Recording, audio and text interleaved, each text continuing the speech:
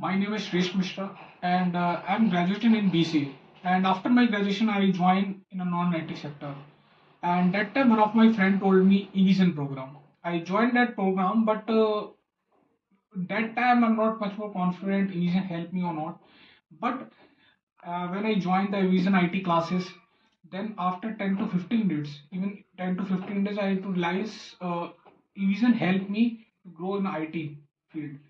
And then when I my placement program completed, when after 2 months, then I have to offering in the companies. Then I'm one of my company to offering the 3 Infotech. I joined to placed Infotech with a package of 2.5 LPA. So thank you Vision for my support, because I am placed in the IT field. So it is all because of your support and your team and your teachers. So thank you.